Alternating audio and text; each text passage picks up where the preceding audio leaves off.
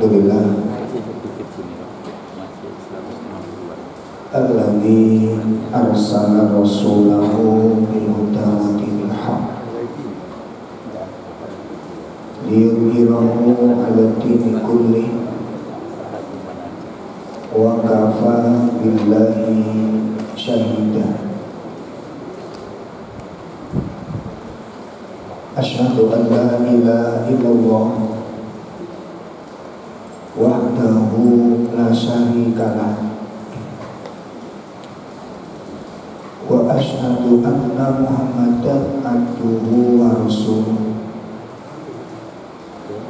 Ya ayyuhalladzina amanu taqullaha haqqa tuqatih wa la tamutunna illa wa antum muslimun. Ya ayyuhalladzina amanu taqullaha wal tanzur nafsum ma qaddamat lighad wattaqullaha innallaha khabirun bima ta'malun. Allahumma salli wa sallim wa barik ala nabiyyina Muhammadin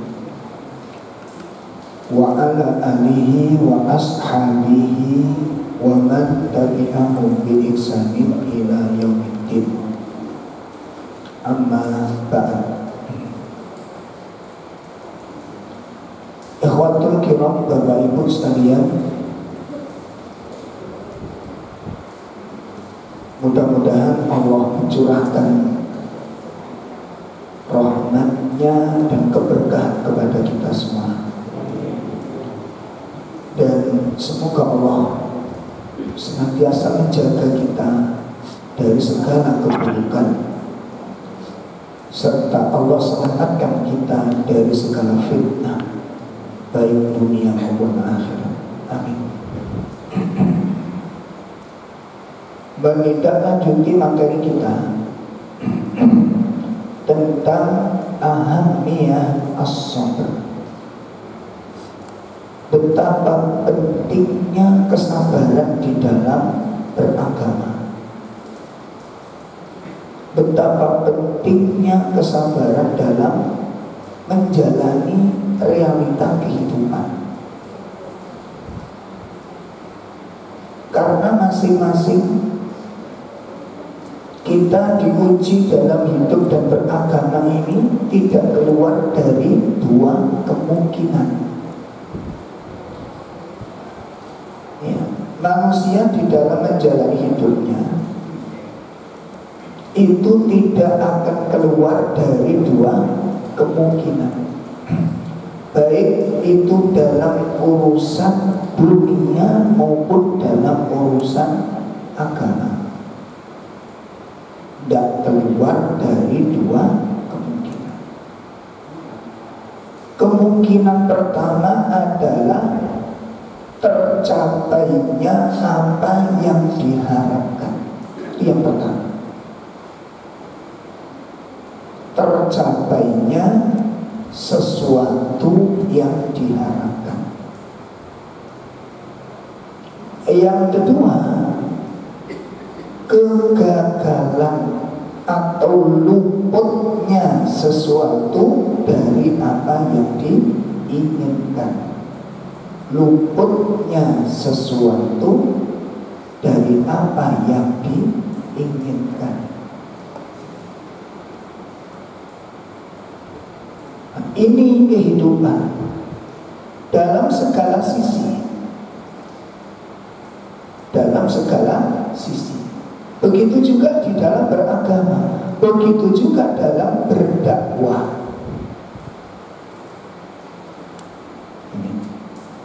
Maka kita tidak lepas dari dua kemungkinan ini. Tercapainya apa yang diinginkan, luputnya sesuatu yang diinginkan. Dua hal ini posisinya, statusnya al-bala. Itu yang disebut dengan ibtila, ujian-ujian dalam hidup ini. Dua hal ini. ada kalanya orang itu diuji dengan kesuksesan dan keberhasilan serta kemudahan-kemudahan. Ada kalanya orang itu diuji dengan kegagalan, dengan segala kesulitan-kesulitan. Ujian hidup itu tidak keluar dari dua hal ini. Ini kehidupan. Beragama juga demikian, tidak keluar dari dua kemudahan. Ada kalanya diuji dengan kesuksesan, dengan kemudahan-kemudahannya, atau kegagalan dengan segala kesulitan. Dua hal ini itu sama-sama ibtilah, sama-sama ujian, sama-sama ujian. Hal itu disebutkan oleh Allah Subhanahu wa ta'ala, disebutkan oleh Allah Subhanahu wa ta'ala, sebagaimana disebutkan di dalam surat Al-Anbiya, surat Al-Anbiya pada ayat yang ke-35, ya, surat 31 ayat 35. Di situ Allah Subhanahu wa ta'ala berfirman, ya, Allah Subhanahu wa ta'ala berfirman, a'udzu billahi minasyaitonir rajim, kullu nafsin dha'iqatul maut wa nabluukum bisyarri wal khairi fitnah wa ilaina turja'un. Surat 21 ayat 35.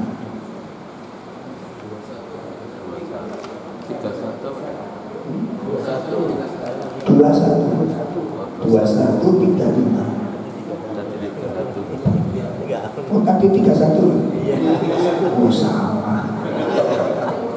Makanya bingung. Setiap yang bernyawa akan merasakan mati. Kami akan menguji kamu dengan keburukan dan kebaikan sebagai cobaan, dan kamu akan dikembalikan hanya kepada kami. Allah Subhanahu wa ta'ala jelaskan, wa nabluukum bisyarri wal khair. Kami uji kalian dengan keburukan dan kebaikan, fitnatan sebagai cobaan. Jadi dua perkara itu sama-sama ujian. Hanya saja kebanyakan orang itu menempatkan ujian itu pada hal-hal yang tidak baik saja. Sakit ujian, miskin ujian, ya, bangkrut ujian, berhasil.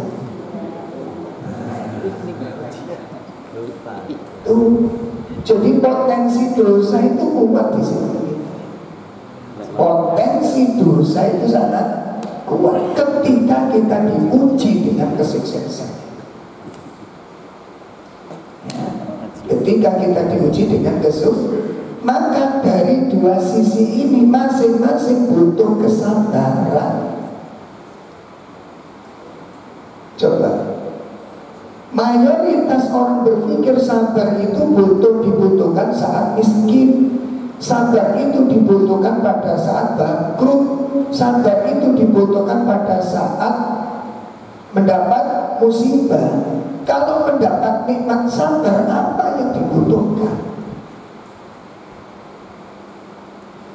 Sabar apa? Sabar dari pengendalian diri. Karena banyak sekarang pertanyaannya, ada nggak orang tergelincir dengan adanya kesuksesan?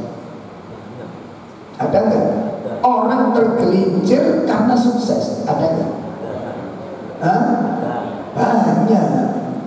Orang kafir gara-gara sukses, ada nggak? Banyak.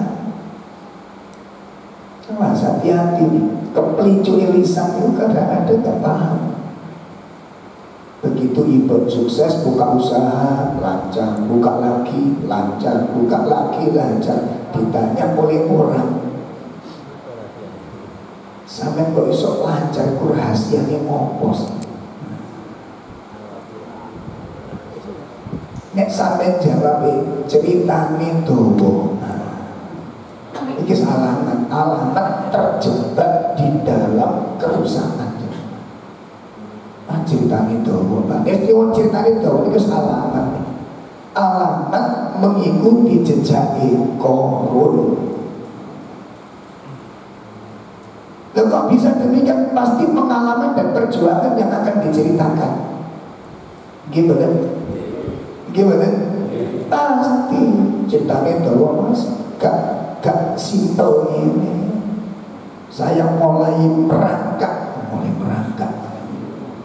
mulai nol. Ya, babat alas, kalau pada lewat babat alas.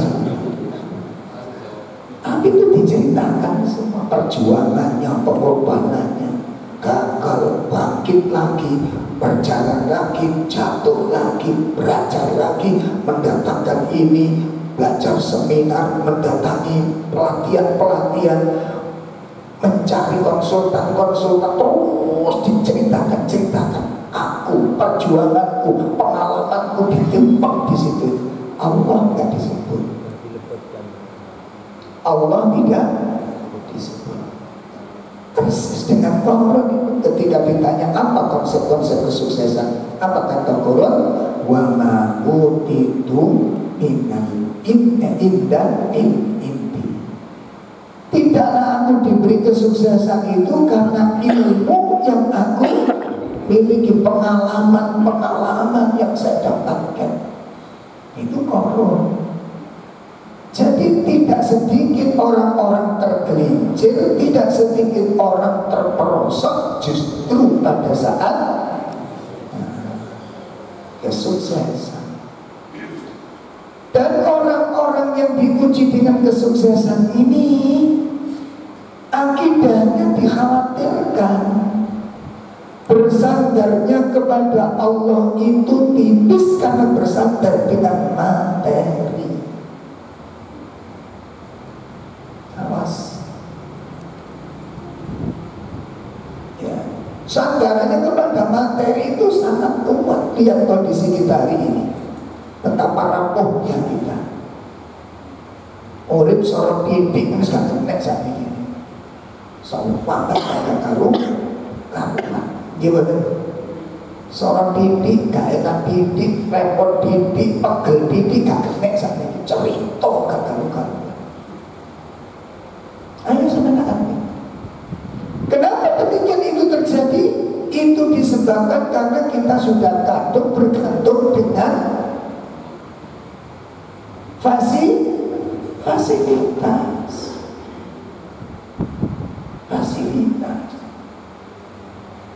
Ya Allah. Jadi fasilitas itu satu sisi membantu kemudahan, di sisi yang lain melucuti kekuatan mental. Saat ini kita melaku atau titik sekarang, melaku atau titik sekarang. Ayo ibu-ibu, si biasa bumbu di blender, ulek-ulek sekarang, sekarang. Coba sampai kamu udah terbiasa semuanya di fasilitas listrik mati rong dino. Aku gak sembayang jenengan koyo opo muntik urip ini. Karena sudah tergantung dengan tidak kita kiri kebutuhan kita kepada fasilitas itu memang sangat membantu, memudahkan, tapi di sisi yang lain melucuti kekuatan mental, rapuh mental ini. Makanya Nabi SAW matur pripun? Inna mimma akhafu. Sesungguhnya perkara-perkara yang aku takutkan, mimba'ni alaikum, sesuatu yang aku takutkan setelah aku tinggalkan menimpa kepada kalian, menimpa kepada kalian adalah ma yuftahu min zahratid dunya wa zinatiha. Yang aku takutkan menimpa kalian setelah aku tinggalkan nanti, apa kata Rasulullah? Apabila kenikmatan-kenikmatan dunia, perhiasan-perhiasan dunia, bunga-bunga dunia dibuka oleh Allah untuk kalian. Maksudnya apa nih? Maksudnya apa? Fasilitas, kemakmuran, kemudahan Allah berikan. Apa kata Nabi? Kondisi seperti itu aku takutkan menimpa kalian. Sementara kita memandang kondisi seperti ini apa? Yang kita takutkan atau kondisi itu justru itu yang kita harapkan? Yang mana? Yang mana? Kondisi itu kita takutkan atau yang kita harapkan? Yang kita harapkan. Nabi mengatakan itu yang aku takutkan menimpa kalian. Berarti di sini ada dua kacamata yang berbeda cara pandangnya. Cara pandang kita memandang itu kondisi yang saya harapkan. Semuanya serba gampang, semuanya serba mudah. Itu yang aku harapkan. Sementara kacamata Rasul mengatakan apa? Kondisi itu yang aku takutkan menimpa kalian. Lu kok iso gitu? Cara pandang yang diikuti dengan cara pandang orang-orang yang mengikuti. Kok gitu? Kenapa? Karena kita memandang dengan kacamata nafsu, sedangkan Nabi memandang dengan kacamata wahyu. Kacamata wahyu kalau melihat satu kondisi bukan dohirnya masalah yang tidak, tapi pengaruh dari masalah. Itu kacamata wahyu. Saya ketibun paham ini. Kenapa Nabi kok mengkhawatirkan? Sebab kunis kabeh keturunan satu jenengan dia lemah jiwa. Jiwa itu lemah, mental itu lemah. Itu lemah. Jiwa manja. Segala sesuatu mudah. Sampai tinggali sampai tinggali rohnya, efeknya. Tiang itu sembarang kali kepingin ini keturunan, kepingin ini keturunan, sampai tinggali gak kena orang masalah. Ayo mereka percaya sampai. Saya belajar dari psikologis pesantren dan pelajaran. Ada satu pondok pesantren besar di Sidoarjo ini. Ketika pendiri itu punya statement, pondok ini didirikan untuk mengkader dai-dai yang militan. Metode gak bisa digabungkan oleh wali santri. Saya punya metode ini dan saya kepingin ini. Ketika wali santri ingin menitipkan anak di situ, gelem gak gelem untuk mengikuti metode pesantren yang sudah dirancang oleh pendiri, karena dia ingin melahirkan kader-kader yang militan. Kalau orang tua ingin invent, ingin apa namanya,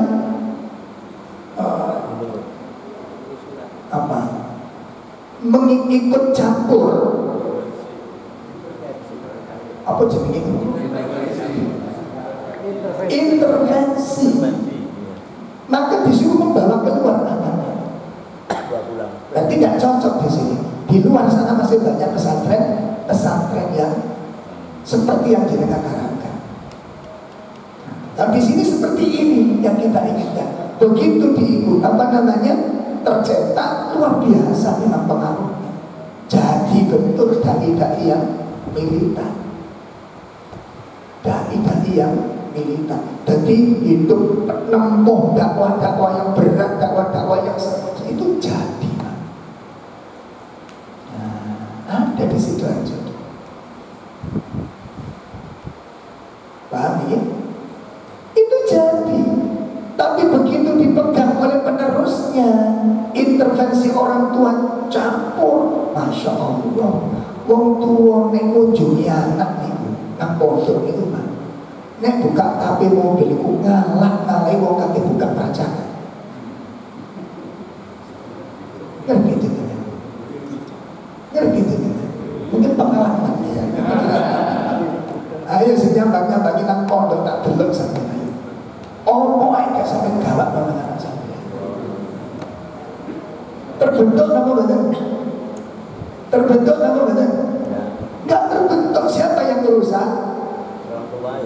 Orang tuanya.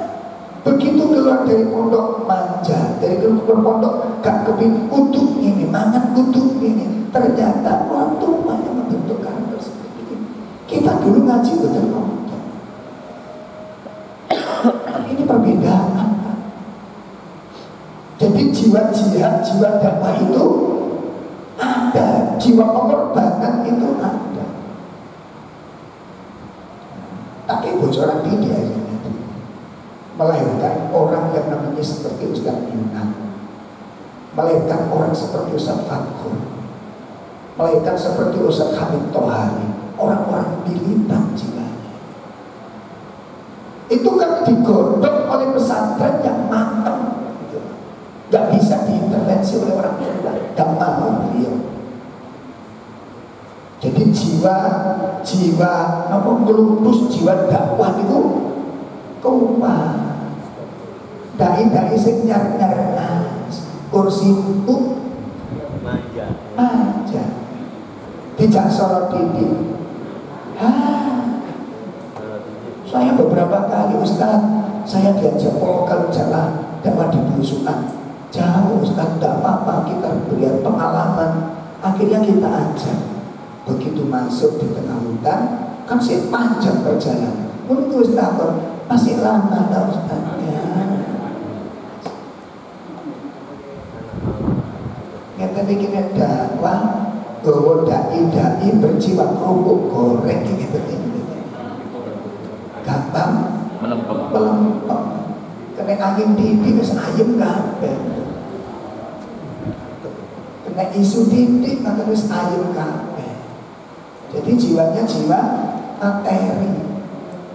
Ingin yang di zona aman. Saya nyari imam rawatib di jalan masjid. Maka itu takut. Itu kira-kira per bulan dikasih honor berapa? Kasih tau. Udah bisa dipikir amplop tok ini. Itu di zaman-zaman era kita. Insyaallah. Oke. Nah, jadi kita dibutuhkan ini Pak, kesabaran. Sekarang mari kita lihat betapa dasarnya pentingnya suatu kesabaran. Disebutkan oleh beliau tentang betapa dasarnya pentingnya kesabaran.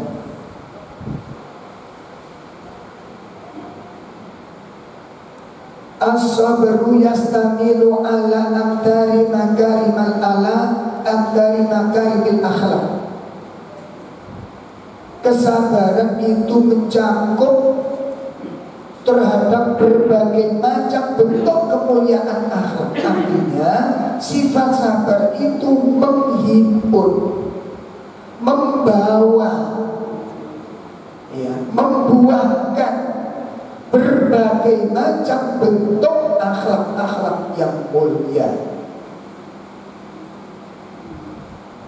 Fayadkhulu fihi al-hilm, masuk di dalamnya sifat al-hilm, sifat santun. Satu contoh, fa'innahu sabara ad-dawa'il intiqam indal ghadab. Satu, sifat santun adalah menahan diri dari dorongan-dorongan balas dendam indal ghadab, pada saat terjadi kemarahan. Pun perhatikan, wong niku nek wis murup sing jenenge kemarahan, Pak. Salah itu gak gelem disalahno. Tak ulangi lagi. Kalau kemarahan sudah menyala pada diri seseorang, salah, itu gak gelap disalah. Salah gak gelap disalah. Sehingga bagaimana orang yang sudah menyala kemarahannya ini itu menyerang balik, yang disebut intiqam, apa? Balas dendam. Akhirnya apa? Mencari kesalahan orang yang gak salah. Contoh suami istri. Suami salah, diprotes sama si istri. Begitu diprotes, mungkin bahasanya tajam. Sebenarnya protes itu kan rotor-rotor adem-adem. Iya. Sampai ada guyonan ketika ngaji ditawari, bapak kepingin masuk surga. Iya, ibu, iya. Nanti kalau memang betul-betul Allah takdirkan, kita akan bertemu lagi di surga bersama istri dan anak-anak kita dan suami kita. Apa kata suami? Ustaz, nanti kalau kita di surga ketemu istri lagi. Kalau yang trauma nih.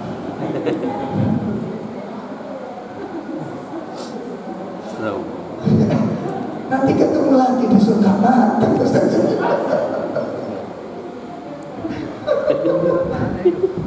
Coba ketika marah itu menyala, walaupun dia sudah salah 100%, itu gak mau salahkan. Akhirnya apa? Karena tidak tahan menahan emosi, menyerang balik. Itu disebut dengan intiqam.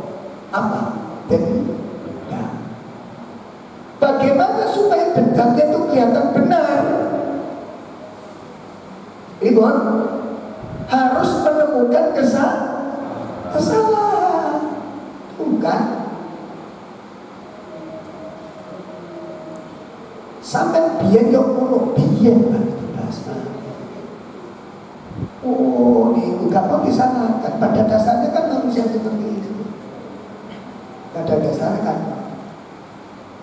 Nah ini yang pertama. Maka al-hilm, sifat satu, menahan diri itu adalah menahan diri dari dorongan-dorongan dendam pada saat marah. Yang salah itu dari syariat kan mestinya dari sepuluh. Gimana? Tapi kan gak semudah itu untuk minta maaf.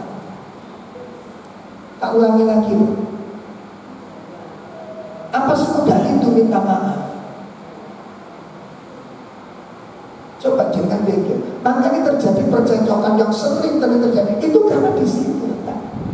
Salah mau disalah. Nah supaya yang kalahkan itu juga kelihatan salah, apa yang harus dilakukan? Mencari-cari kesalahan yang sudah berlalu. Sudah pengalaman belum? Kenapa tidak minta maaf selesai urusan? Itu kan? Syukur itu yang pertama. Itu yang pertama. Yang kedua, wal anah, sifat tenang, sifat waspada. Itu adalah sobar. Sobar itu menahan diri. Jadi sifat tenang, sifat waspada itu adalah menahan diri, ya, an ijabati da'awil ajalah, dari dorongan-dorongan sikap tergesa-gesa atau gegabah.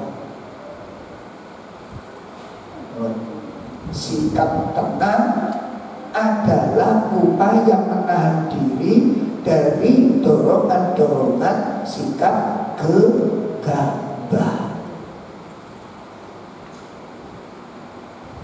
Makanya orang yang berjiwa tenang itu bukan gak bisa bunyi jawab, bukan begitu. Orang yang bersikap tenang itu kalau mensikapi, mengomentari suatu perkataan, itu dipertimbangkan, itu sifat tenang. Saya pernah, Masya Allah, konflik rumah tangga itu memang unik. Jadi ada istri habis pengajian itu seorang wanita, Ustaz bisa sharing, monggo. Habis pengajian lagi, Ustaz. Nah, habis pengajian langsung menemui saya, bisa sharing Ustaz, bisa. Saya membawa suami saya, terus gak enak itu. Kita itu karang ini, kali itu, kali itu, ya Allah. Akhirnya pun apa yang bisa saya bantu sekarang, ada masalah apa ini? Siapa duluan ini? Menarik kembali Pak. Jadi ternyata istri rumah tangga itu bener ambil bener itu sok tukaran. Betul salah nggak salah, bener kalau bener. Istri cerita, gini Ustaz, kami punya masalah, kami sedang ada masalah. Apa? Saya didiamkan oleh suami saya. Ini suami saya mau pergi, pakaiannya sudah digemboli semua, mau pergi meninggalkan saya, dan saya nggak ngerti apa salahku. Karena Ustaznya aku ini salah, omong no, biar aku bisa memperbaiki diri, kata istri. Benar apa salah? Benar. Ini aku salah, aku jadi bener, gak ngerti aku salahku. Ngomong, aku jadi ngerti salah positif, terus aku tak dandani kesalahanku. Bener kan? Kata suami, apa betul? Betul Ustaz, saya diem, itu bukan karena gak mau ngomong. Maunya istri itu ngomong sak gon-gon, saya gak bisa ngomong begitu itu. Saya kalau mau ngomong itu, ojo di depan anak-anak, ojo di depan anak-anak satu. Dan saya gak biasa ngomong sampai teriak-teriak, itu bukan biasa. Lantaran pulang itu kate turu tajam ngomong. Bener kan? Itu karena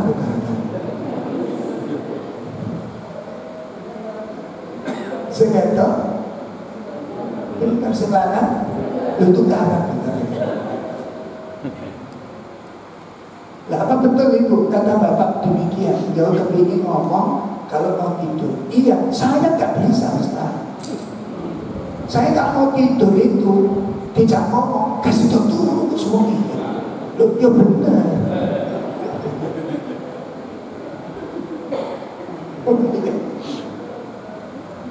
Kalau sudah ngomong, coba ayo bapak ibu lagi cekcok tanpa ada orang yang mediasi. Sampai sempat ngomong sampai selesai. Sintok ngomong selesai sampai selesai itu kata gak akan. Baru menyelesaikan satu persoalan dipotong. Kamu karena ini segarai awet. Kenapa? Ingin saling menyerang, ingin saling menjatuhkan. Pada prinsipnya apa? Aku gak kelak dikalahkan begini. Sekalipun paham ini dibutuhkan. Masalah cekcok dengan suami pertiga yang di rumah bukan masalah kalah dan menang. Persoalannya itu bagaimana persoalan yang sudah ada ini bisa diperbaiki, gitu loh. Apa sih masalah ini? Dan disinilah keluarga sampai itu dibutuhkan satu kata, legowo. Wis gak ono saiki gak mesti legowo. Wis gak ono saiki legowo. Sampai wong tuane bisa gak ngajari tentang kelegowoan. Ya. Orang tua pun gak ngajari tentang sifat tersebut. Gak cocok lawan, gak cocok lawan. Tapi bisa ini modelnya. Ini rusak ini. Itu yang kedua, sifat tenang, sifat waspada itu adalah upaya menahan diri dari dorongan-dorongan sikap gegabah. Kalau jenengan itu dalam emosi, tanpa dipikir panjang, tanpa menenangkan jiwa dan pikiran, tanpa pertimbangan, gegabah, kepingin cepat selesai, rusak. Memutuskan masalah di saat marah itu gak akan baik hasilnya. Ojo pisang-pisang sampai kali kurang itu memutus masalah dalam kondisi emosi. Jangan sekali-kali. Kenapa? Akalnya orang marah itu akal sehatnya hilang. Wes wanita, wanita umur-umur. SKI gak iso awak dhewe terus kon sembarang. Yang sebarang, sepanjang itu kecewanya nanti luar biasa. Kon, ayo, sing wis ngaji suwe-suwe ini. Masa sama nek tamu ya koyo ngene. Hasil sampai sujud sopo masjid sopo pengajian endi oleh. Nek emosi redak-redak, nek musuh kata-kata kotor, kata-kata buruk keluar, hasil taksir ikuti. Masa murid-murid tak ada tajwid belas. Wong kali taksir murid tak ada tajwid. Hasil taksir pun dia. Itu menunjukkan kegagalan jenengan walaupun sampai sudah tamat tilawati, kiroati, al-barqi, gagal jenengan. Karena Quran tidak bisa mewarnai panjenengan. Ngapunten ibu, ngapunten Pak. Bahasa itu akan terwarnai dengan bahasa yang biasa dia ikuti. Bahasa akan terwarnai mengikuti dengan bahasa yang biasa dia ikuti.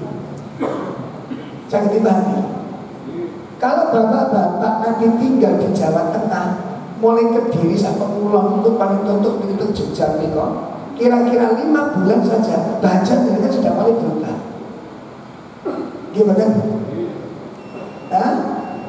5 bulan saja gaya bahasa jenengan sudah mulai berubah. Maka kalau jenengan pindah ke Jakarta 5 bulan sudah mulai lu gue terus gak sampai ya gak pacaran kan anu lu gue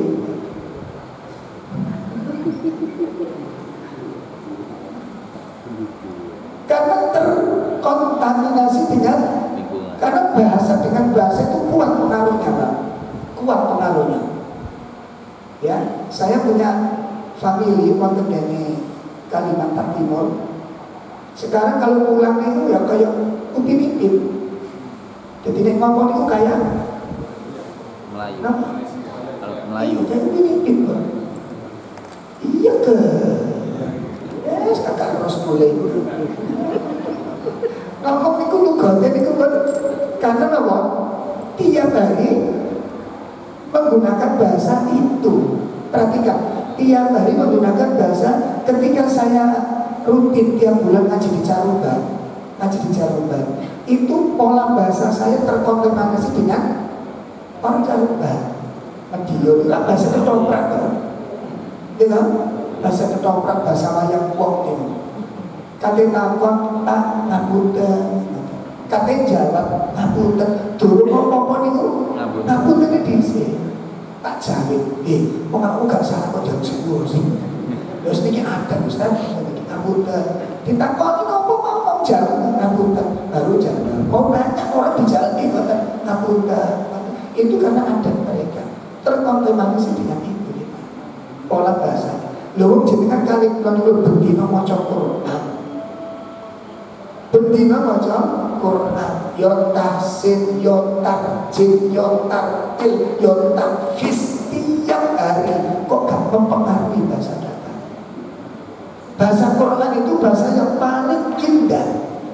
Tidak ada bahasa di muka bumi yang paling menakjubkan dibandingkan bahasa Al-Quran. Loh jenengan ini ahli tahsin, ahli tartil, ahli tarjim. Nek ngamuk kok betone seperti gagal, centok, pacul itu bentuk kabeh. Bu, taksirmu kemana?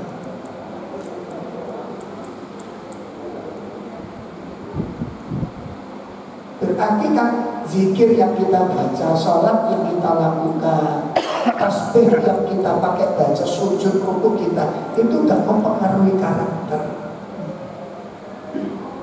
gak membentuk karakter kita.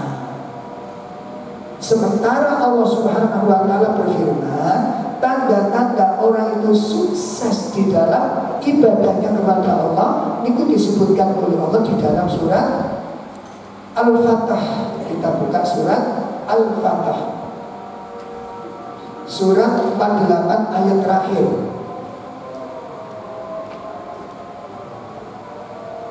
Surat 48 ayat terakhir. Muhammadur Rasulullah walladzina ma'ahu asyidda'u 'alal kuffari ruhama'u bainahum tarahum ruk'an sujjadan yabtaguna fadlan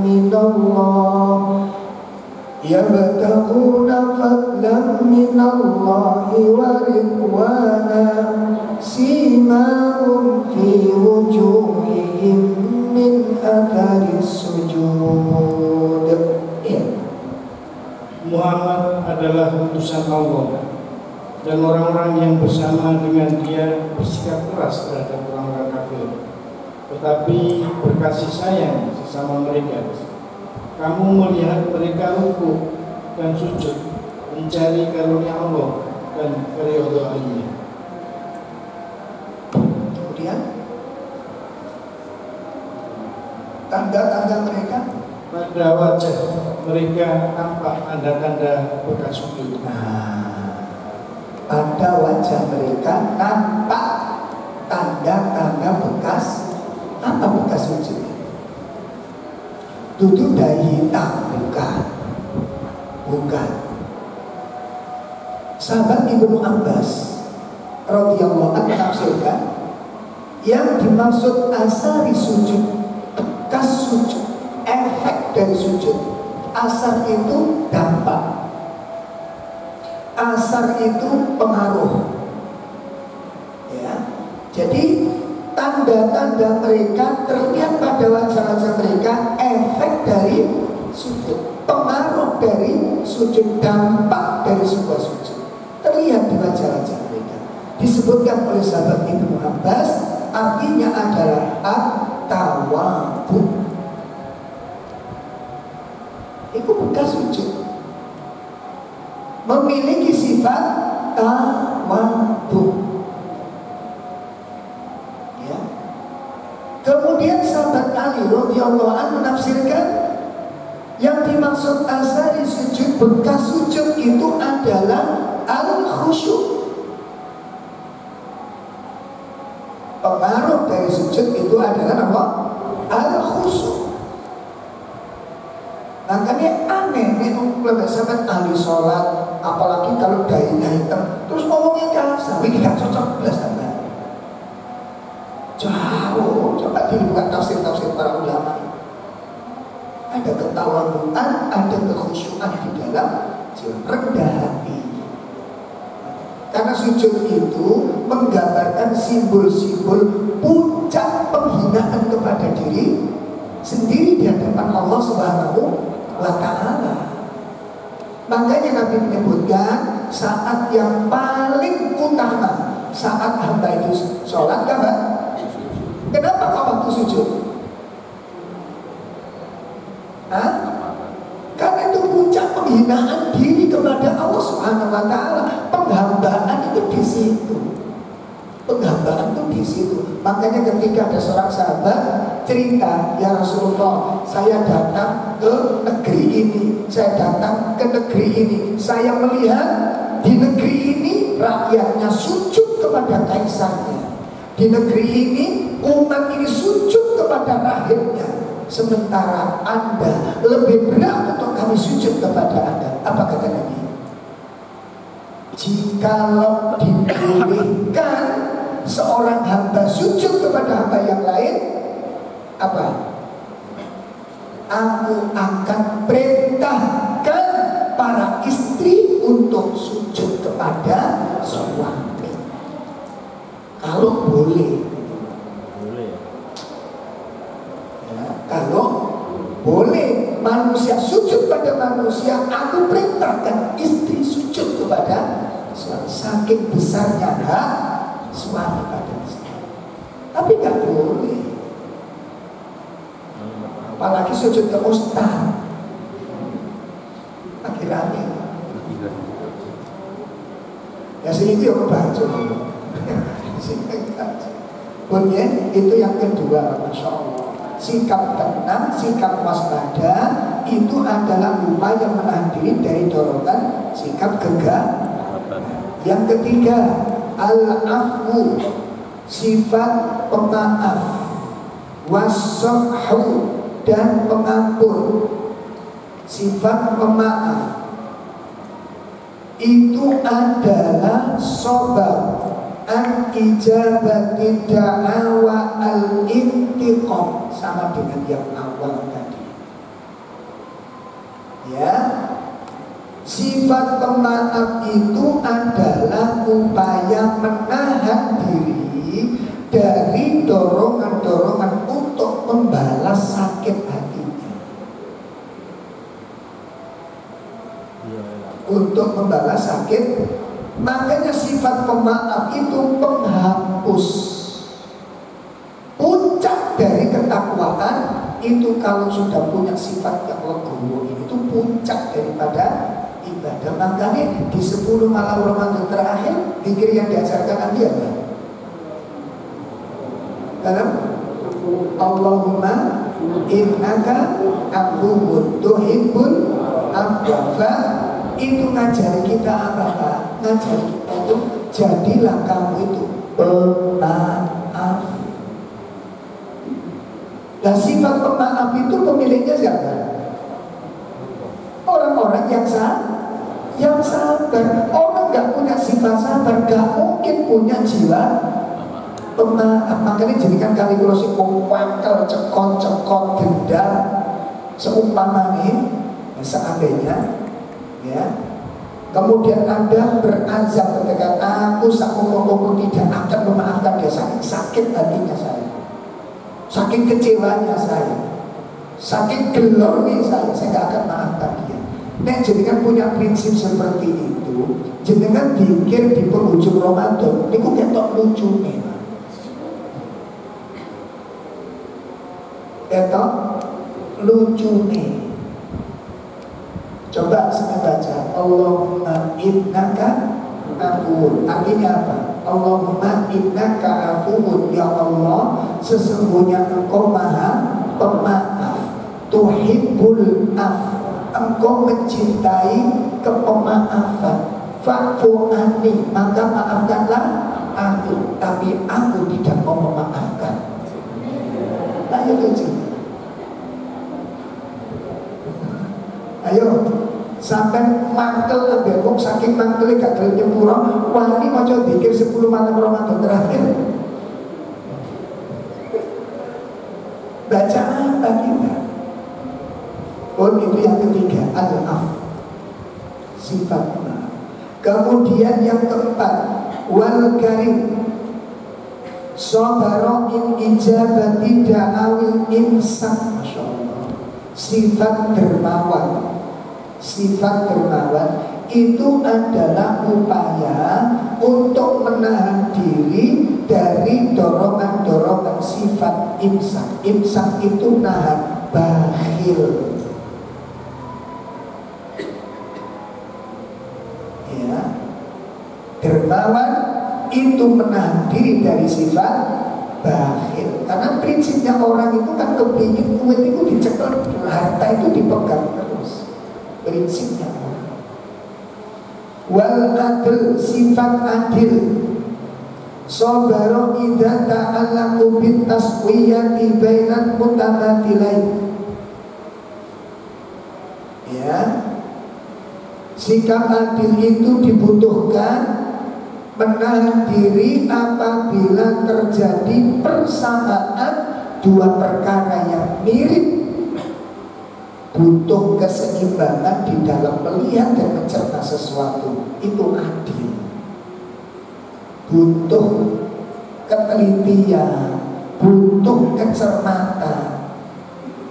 Yang terakhir, yang berikutnya, wasa'atun as-sadr, kelapangan jiwa.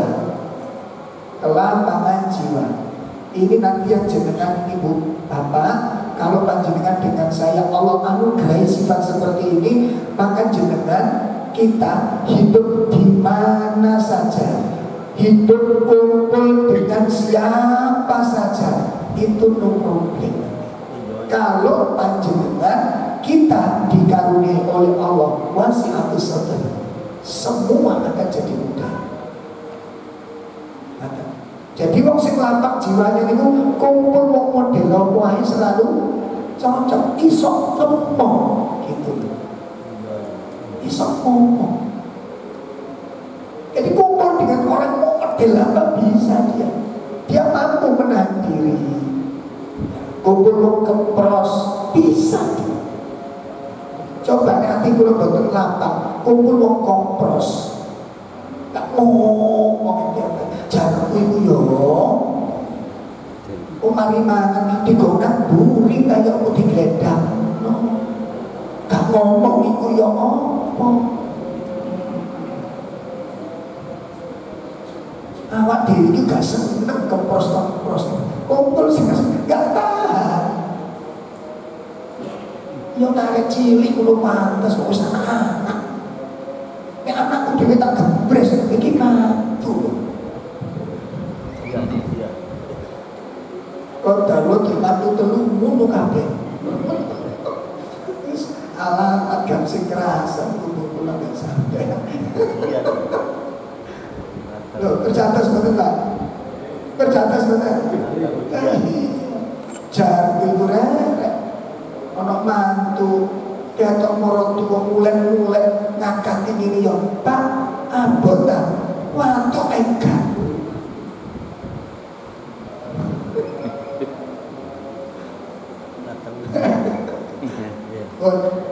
Kata kuncinya di sini, Pak. Wasi'atus sadr, kelapangan. Jadi kan ngomong model apa? Oh, jadi malah kecil wis dimaklumi sudah. Itu karakter Ustaz Chandra ini dikatakan selesai sudah. Astagfirullah. Wasi'atus sadr, kelapangan jiwa adalah menahan diri anit dojar dari keluh kesah. Gak gampang. Terus kalau gak gampang sabar. Makanya wong lapang jiwa nih perjalanan jauh. Nek wong sing sempit atine wis gak kena. Perjalanan do tete Swabata.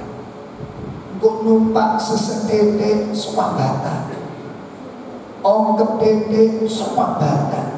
Kenapa? Itu bukan banyak orang yang kepanasan, terhimpit, desa-desaan, orang yang menengah padahal nunggu dalam pojokan, merinding, yo gak apa-apa. Walaupun tempatnya terjepit, karena hatinya longgar. Sakit gambarannya. Wong nek pikirannya longgar, jiwanya longgar. Jadi kan lihat sikap yang muncul apa saja. Sikap yang muncul apa saja? Ayo coba dengarkan dia. Tapi kalau orang itu jiwanya sempit, sifat yang muncul apa saja? Wala elek tok metu kabeh. Tersolo, amuan, tersinggungan dan seterusnya. Saya lanjutkan sedikit lagi. Wal kitmani, menyembunyikan rahasia. Wahidus sir, menjaga rahasia. Sabaro an idhar ma la yafsid idhar. Itu upaya menahan diri dari menampakkan sesuatu yang gak patut dinampakkan.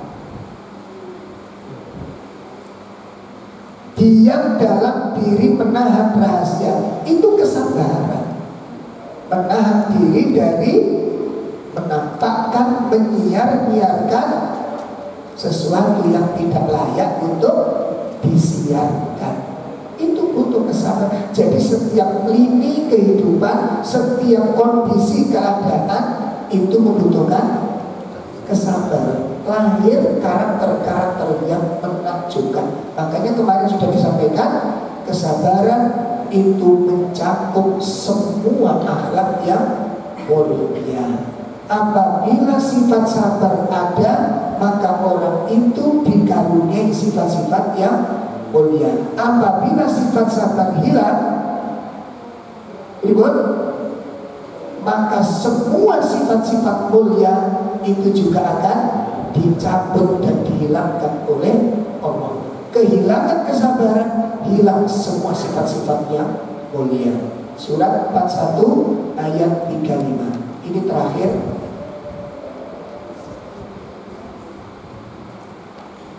Surat 41 ayat 35. Wa la yulaqaha illal ladzina sabaru wa ma yulaqaha illa dzu hazzin adzim.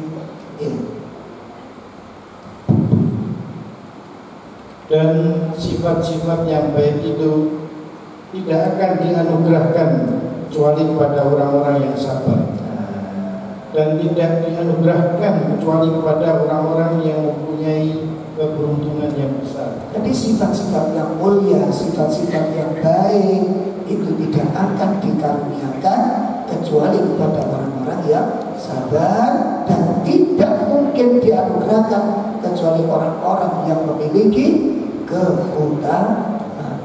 Semoga Allah Ta'ala menolong kita semua untuk mendapatkan anugerah kesabaran. Kalau jenengan nanti kumpul dalam satu lembaga, instansi, kemasyarakatan, kekeluargaan, modalnya ini sampai kumpul dengan orang model apa saja, insya Allah akan awet dan akan bertahan. Tapi kalau jenengan jiwanya sempit, jenengan tidak ada tempat untuk bersahabat, selalu tidak ada kecocokan. Tapi kok ketemu nih cocoknya, esok hidup di alam goib, ijek cocok sangat. Nek kumpul orang selalu gak cocok. Mudah-mudahan bermanfaat. Kurang lebih mohon maaf. Yang sebesar-besarnya kita cukupkan. Sallallahu ala nabiyina Muhammad. Subhanakallahumma wa bihamdika asyhadu an la ilaha illa anta astaghfiruka wa atubu ilaik. Assalamualaikum warahmatullahi wabarakatuh. Insyaallah bulan depan kita akan